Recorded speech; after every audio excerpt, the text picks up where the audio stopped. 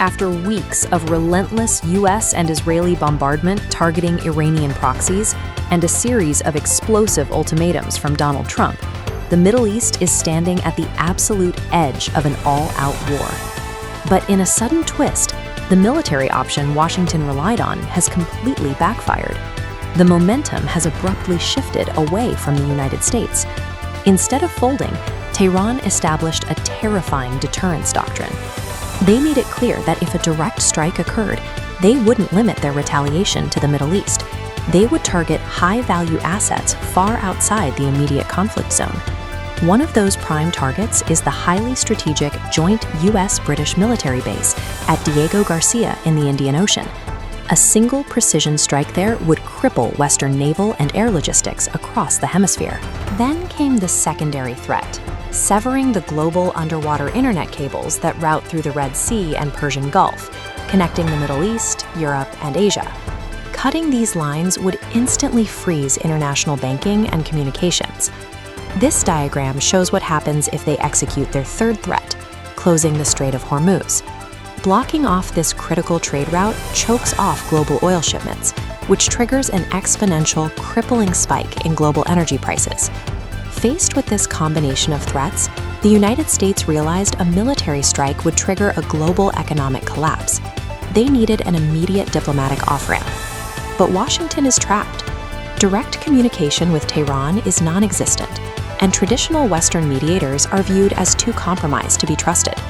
This created a massive vacuum for a truly neutral middleman to step in. Stepping into that massive diplomatic void is a surprising architect, Pakistan. They are actively brokering a highly classified 14-point peace deal to prevent a global catastrophe.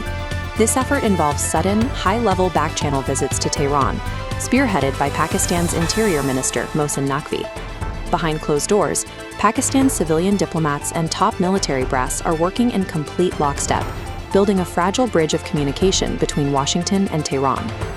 This map shows exactly why Pakistan is uniquely positioned for this. If you look at the nodes, Pakistan sits at the center, maintaining simultaneous, functional relationships with the US, China, Russia, and Saudi Arabia, all while sharing a direct physical border with Iran. Despite a severe domestic debt crisis, Pakistan leveraged this web of relationships to draft the letter of intent that currently stands between the region and a total collapse of diplomacy. Let's go behind those closed doors and dissect the actual transactional terms written into this 14-point letter of intent. The negotiations start with a rigid set of core demands placed upon the Iranian diplomatic delegation by the United States. First, Iran must immediately halt weapons-grade uranium enrichment, strictly capping the program at a 3.67% level, the exact threshold for civilian use, useless for a bomb. Second, scientists at these facilities must oversee exporting 400 kilograms of their current enriched uranium stockpile. In exchange, Iran has its own rigid demands, starting with an absolute guaranteed halt to all US military threats and regional combat operations. This graphic illustrates Iran's massive financial condition. Out of their total frozen foreign assets, the US must immediately unfreeze 25%, resulting in a sudden $25 billion cash injection for Tehran. Tehran also secures major operational concessions. They gain official authority to collect tolls in the Strait of Hormuz, along with a 30-day grace period for open, unsanctioned oil sales to the global market. The transaction is straightforward. Washington secures a guaranteed pause on Iran's nuclear weapons capability, and Tehran secures the immediate economic survival it desperately needs. But there is a major spoiler actively working to tear this agreement apart: Israeli Prime Minister Benjamin Netanyahu. Israel fiercely opposes this deal. From their perspective, an economically recovered, peaceful Iran is an existential threat to Israel's broader regional security and military dominance.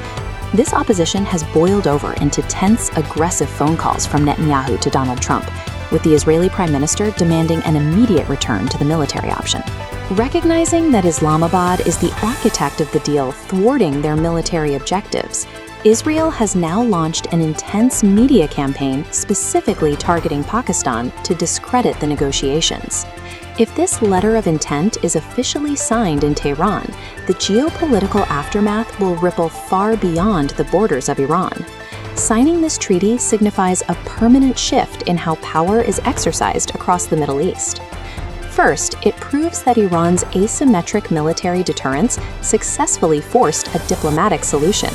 It exposed the very real, hard limits of U.S. military hegemony in the region. Second, it demonstrates that Middle Eastern security is now being shaped by a decentralized network of regional players rather than a single Western capital. Nations like Pakistan, Turkey, and Qatar have stepped entirely out of the shadows of Western influence.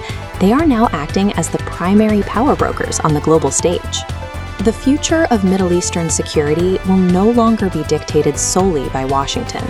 From here on out, it will be negotiated by a new, independent alliance of